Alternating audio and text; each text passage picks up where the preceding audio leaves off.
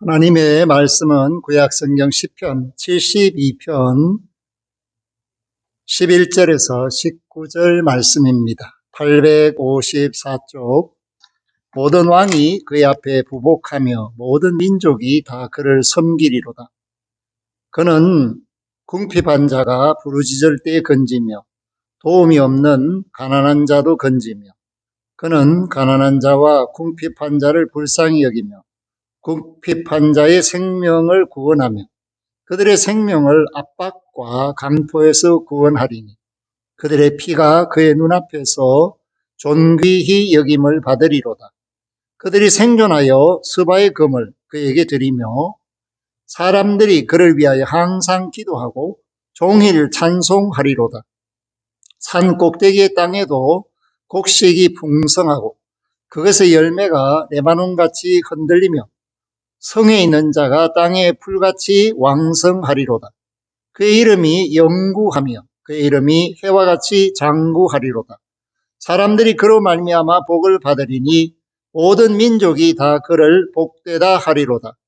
홀로 기이한 일들을 행하시는 여호와 하나님 곧 이스라엘의 하나님을 찬송하며 그 영화로운 이름을 영원히 찬송할지어다. 온 땅에 그의 영광이 충만할지어다. 아멘, 아멘. 하나님의 은총을 받고 세상을 다스리는 지도자가 어떤 모습으로 하나님께 영광을 돌리며 다스림을 받는 사람들에게 칭송과 인정을 받으며 그러한 통치 가운데 있는 사람들이 어떻게 행복해질 수 있을까에 대한 말씀이 오늘 시편 72편의 말씀입니다.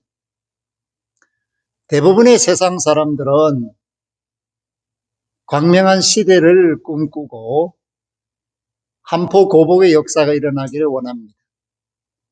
조선시대에 백성들이 배를 두드리면서 노래 부르고 왕이 되라 할 때 다 못 들을 것을 들었다 생각하고 귀를 씻는 그런 풍습이 있었습니다. 사랑하는 성도 여러분, 오늘 우리가 사는 이 시대는 안타깝게도 언제 어디서 무슨 일이 벌어질지를 몰라서 많은 사람들이 전전긍긍하는 그런 시대입니다. 특별히 기후위기 속에서 전쟁은 그치지 않고 또 언제 어디서 무슨 일이 벌어질지 모르니까 보험을 많이 들죠. 그래서 보험의 시대다, 그렇게도 볼 수 있습니다. 그런데 내가 들어놓은 보험회사가 안전할지는 아무도 장담할 수가 없습니다.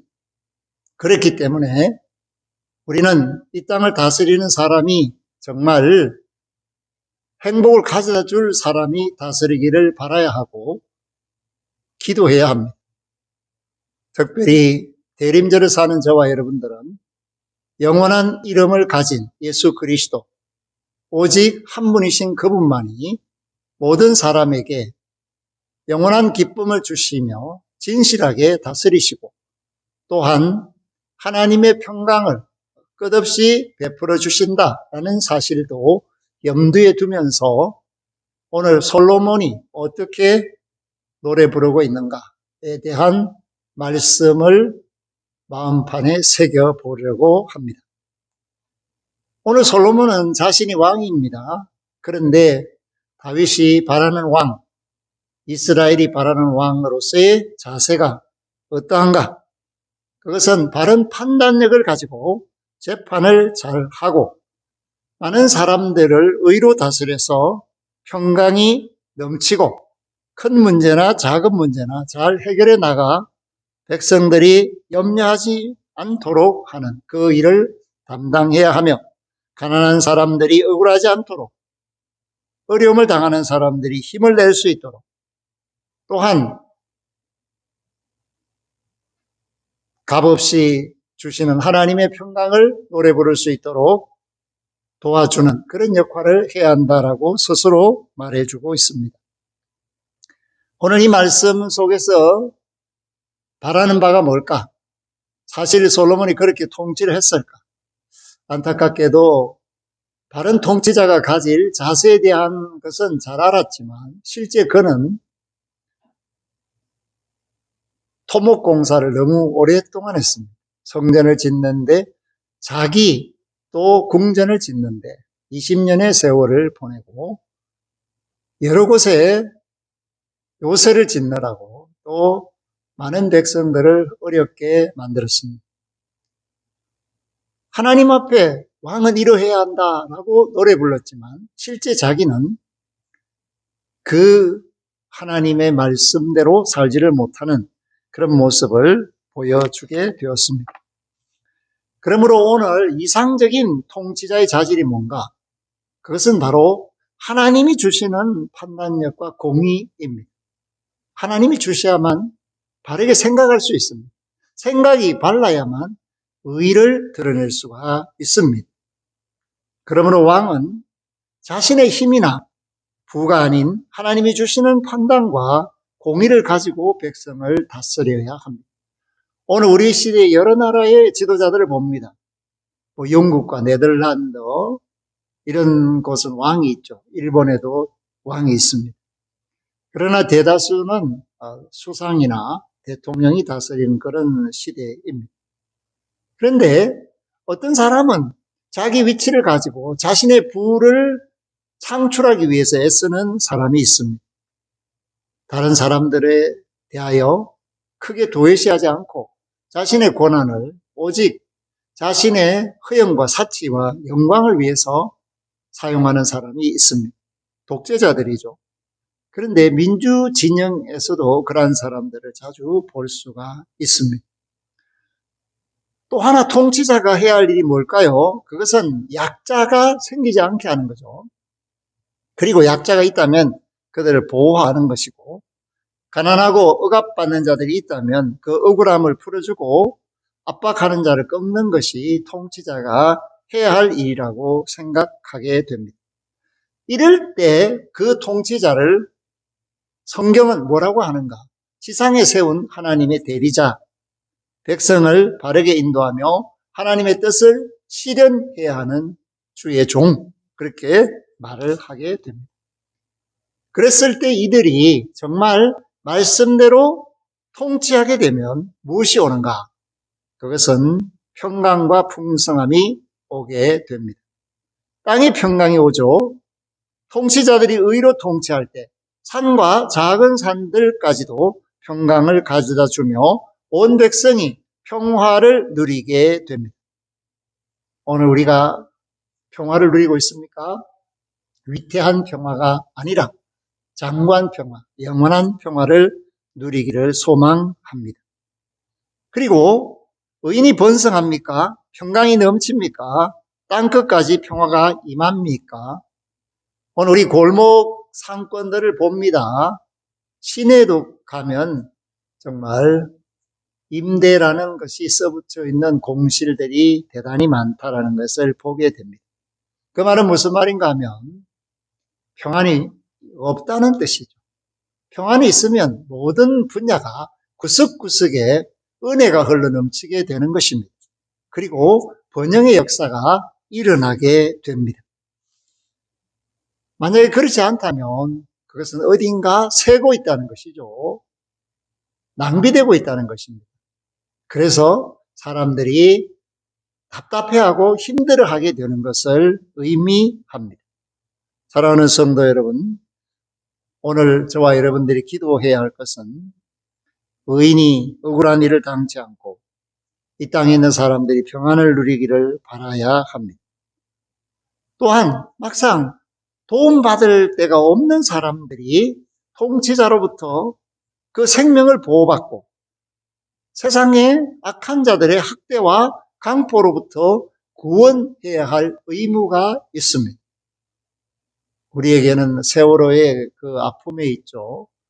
이태원의 고통이 있죠. 그리고 불의의 사고로 생명을 잃은 많은 사람들이 있습니다. 그런데 우한의 참사, 항공기의 추락, 이러한 것 때문에 고통당하는 사람들이 위로를 받지 못하는 그런 일들이 끊임없이 일어나고 있습니다. 그러므로 땅의 통치자들은 한계가 있다라는 것을 말을 하는 것이죠. 그래서 우리가 예수 그리스도의 통치를 기대하는 것입니다.